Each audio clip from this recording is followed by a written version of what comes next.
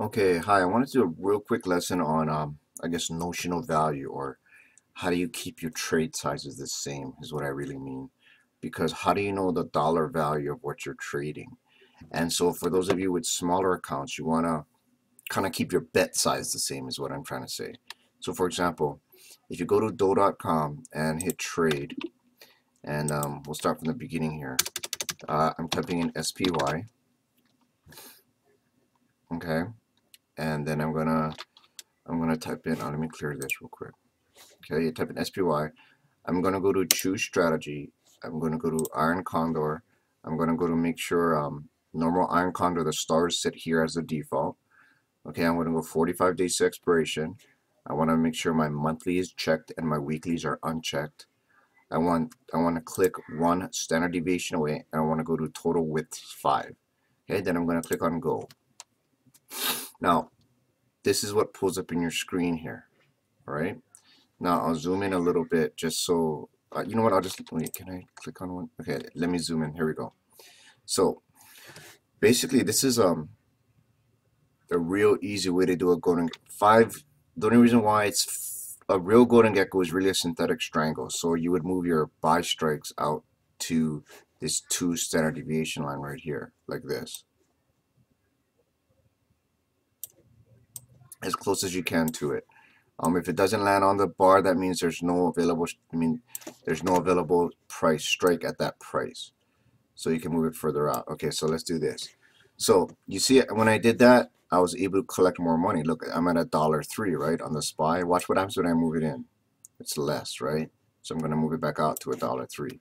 Okay, but watch what happens when I click this leg button. I want to make sure these are close. These are at the 1 standard deviation line close to where it says 84%. Okay, but what I really wanted to show you is this. Click on this middle, okay, where it says pop, your probability of profit. So look, this means I'm risking $103. I mean, the most I can make is $103, right?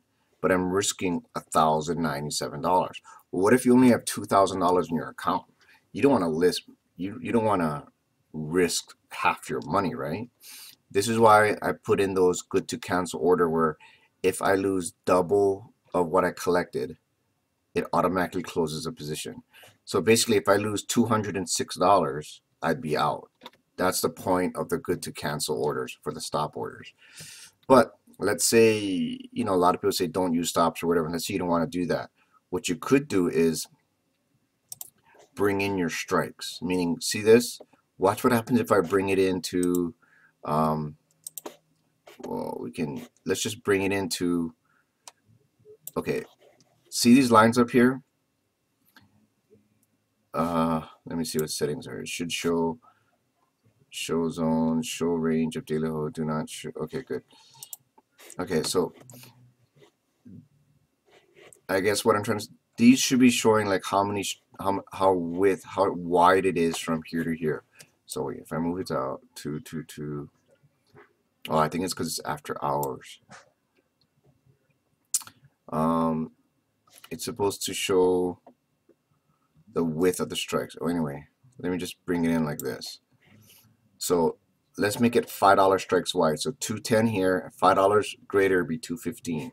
187 here, $5 more would be $5 less would be 182. So let's bring it in. Oh, I'm sorry, one minute. Okay, right, 508.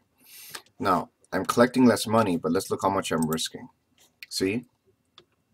So you're collecting less money, but your max loss is also brought down. So you want to keep this depending on the size of your account. I mean, if you only have, let's say you only have $2,000 in your account, you don't want to risk more than 10% at the max. So you want to get this number to $200. So to get that number to $200, you got to bring in your strike. See? So maybe it'll be 187, 188. Let's see what this looks like. Let's say 2 strikes wide. Okay, so 210, 212 in this case.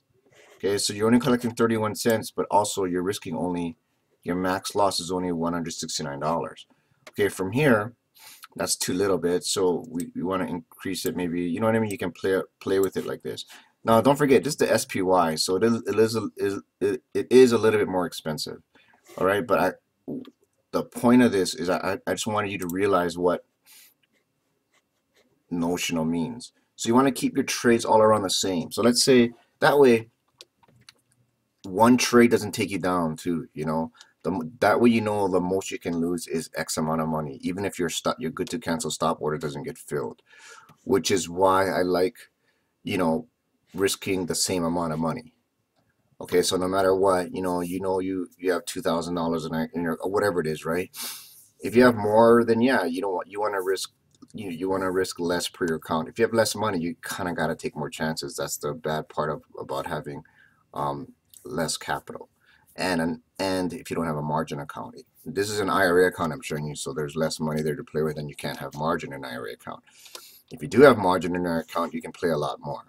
But that's the gist of it. Okay, so I wonder if, for example, let's do Tesla.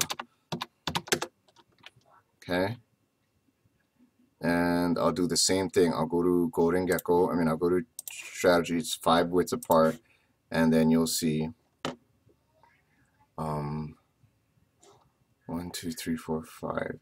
This is supposed to be showing you the width of the strike, so 5. And let me see if I can change that here. Show all, show range of expected move. Show range of, if I click this, what happens? No, that didn't change. So I do want this. Oh, okay. This is just telling you if the price moves to these positions.